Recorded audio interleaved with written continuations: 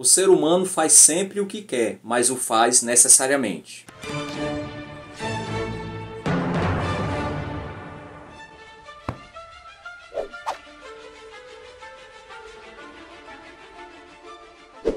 Fala pessoal, muito bem-vindos ao canal Ler Preciso. Eu me chamo José Lopes. Nesse vídeo falarei sobre o livro Tratado sobre a Liberdade da Vontade do filósofo alemão Arthur Schopenhauer. Esse livro ele foi premiado em 1839 pela Real Sociedade Norueguesa de Ciências. A Real Sociedade Norueguesa de Ciências formulou uma seguinte indagação: a liberdade da vontade humana pode ser provada a partir da autoconsciência? Então, o Arthur Schopenhauer ele escreveu esse tratado e foi premiado em 1839.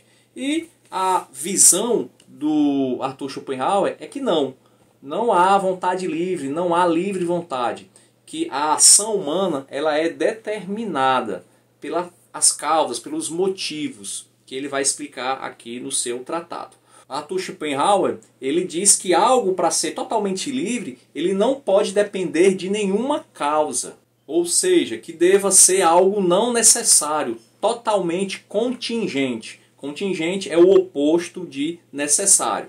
Ele também diz que todas as ações elas são determinadas e sempre há uma razão que nos incita a agir, mas não nos obriga. Mas você pode questionar: eu quero o que quero.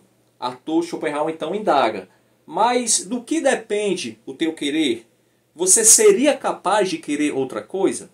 Continuando, Arthur Schopenhauer vai dizer que você pode fazer sim o que quer, porém, em cada momento da sua vida, você pode querer uma coisa. Schopenhauer fala da lei da casualidade, ou seja, que o ser humano ele age por motivos. E os motivos são causas necessárias para as nossas ações. Por exemplo, eu estou aqui sentado. Para que eu me levante, deve haver um motivo. Ir beber água, ir ao banheiro, ir para minha sala assistir. Tá? Então, esses motivos são causas necessárias para que nós possamos agir. São eles que determinam a nossa ação. E em cada momento específico da nossa vida, nós só agimos de uma forma determinada. Schopenhauer diz que uma ação totalmente sem motivo seria a mesma coisa que um milagre, um efeito sem causa. Vamos ler aqui na página 66 e 67. Aliás, o livro é da editora Vozes, tá? Páginas 66 e 67. Olha o que ele diz sobre os motivos. Posso fazer o que quero. Posso, se quiser, dar tudo o que tenho aos pobres e assim me tornar um deles, se eu quiser. Mas não sou capaz de querê-lo, porque os motivos opostos têm muito poder sobre mim para que eu o possa. Outro trecho. Não é nem metáfora nem hipérbole, mas uma verdade bastante enxuta e literal, que assim como uma bola de bilhar não pode se movimentar antes de receber um golpe, uma pessoa também não pode se levantar de sua cadeira antes que um motivo o puxe ou impulsione.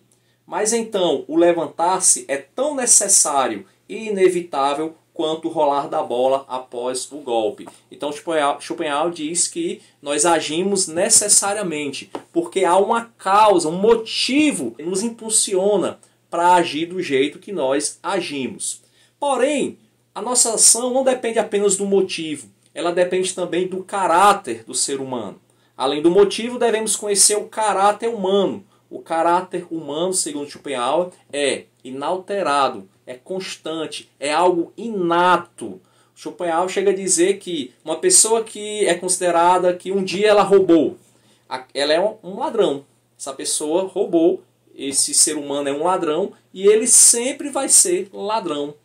Se ocorrer o mesmo motivo em determinada época, daqui a 10 anos, ele vai continuar fazendo a mesma coisa. O conhecimento, segundo Schopenhauer, pode mudar isso.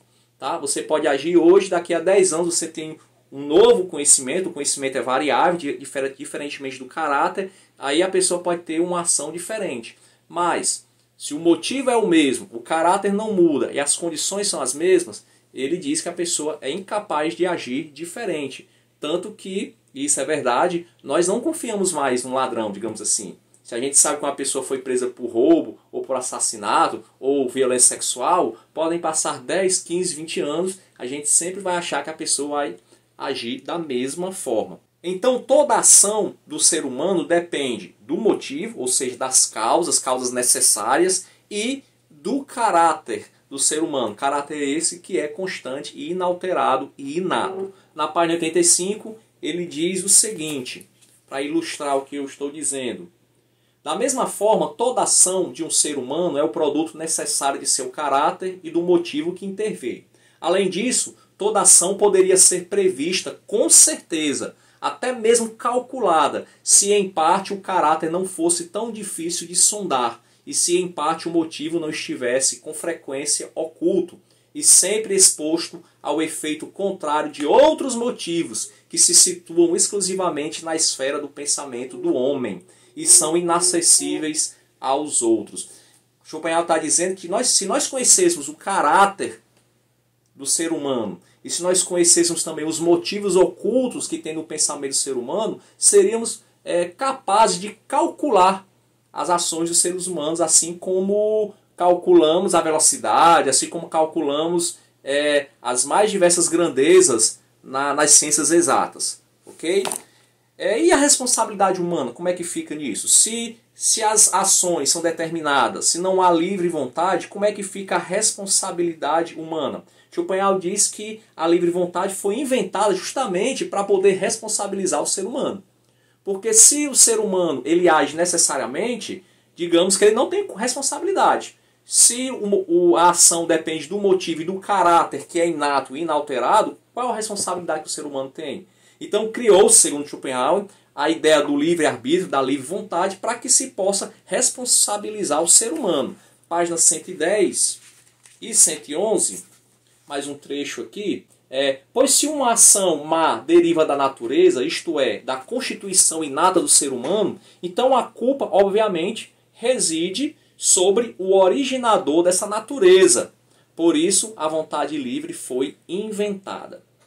Assim como ela não pode mover-se por si mesma, a vontade livre também não pode suscitar uma ação por si mesma, porque nada se deriva do nada. Então a vontade livre, segundo Schopenhauer, não existe e foi inventada apenas para responsabilizar o ser humano. Então como é que fica o julgamento de um criminoso, por exemplo?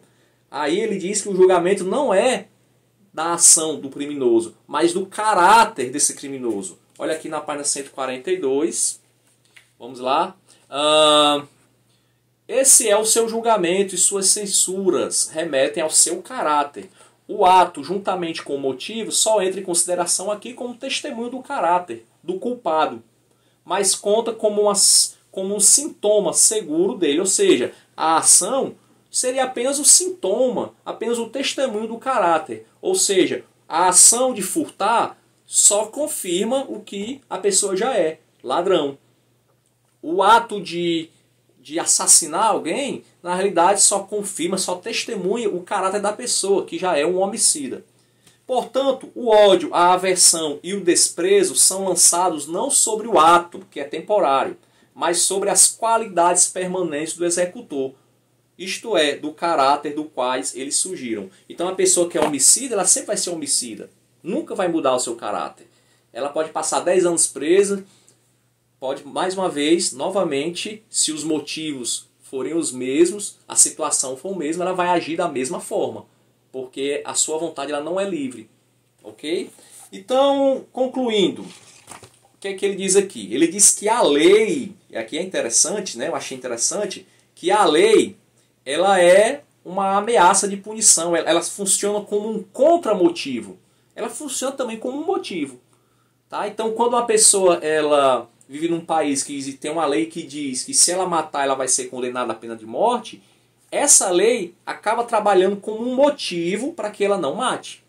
Tá? Então eu achei interessante que o Schopenhauer ele é determinista, mas ao mesmo tempo ele entende que as leis elas trabalham como contrapesos, ou seja, como contramotivos para que o ser humano não cometa o crime. Então, finalizando, o que é que Schopenhauer quer dizer com esse livro? Não há vontade livre, ou seja, livre na questão mais filosófica. Você pode dizer, não, mas eu sou livre, eu faço o que eu quero. Beleza, ele não discorda disso. Você faz o que você quer. A questão é, por que você quer o que quer? Será que você poderia querer outra coisa além do que você quer? Tá? Então, que nós fazemos o que nós queremos, ele não discute isso. O que ele discute e contesta é, queremos o que queremos por quê? Qual o motivo disso? Por que nós não queremos o que não queremos? Tá? Então, é uma escrita filosófica, é um filósofo, e no início você pode ter uma certa dificuldade, mas é um livro que deu para entender legal. Concordo em partes com ele, concordo realmente que não existe efeito sem causa, então se eu ajo de uma forma, é porque existe uma causa. E essa causa ela é necessária para eu agir. No entanto, eu discordo de um ponto como cristão. Tá? Aqui é falando como cristão, coisa que Schopenhauer não é. Como cristão, eu acredito que o caráter ele muda pela ação do Espírito Santo. Tá? Então, quando a pessoa ela converte-se a Cristo, o Espírito Santo ela muda o caráter da pessoa. E aí agora, o que ela fazia antes, ela não faz mais. Ela já tem outros motivos, são outras causas. Então eu creio no sobrenatural, sim, que há uma regeneração do espírito, da alma, enfim, do ser humano, quando ele converte-se a Cristo. Tá? Então nesse ponto eu não concordo com Schopenhauer.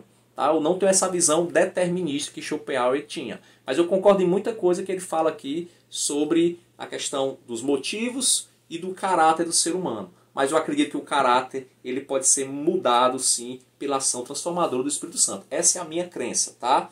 Como cristão, ok? O que é que você acha? Você concorda com o Schopenhauer? Concorda com o que eu estou dizendo? Já leu o livro? Se você tiver ficado até aqui, espero que você tenha gostado. Mais uma indicação de uma boa leitura aí para você. Livro bem indicado, mais do que indicado. Ok? Até a próxima e vamos ler porque ler é preciso.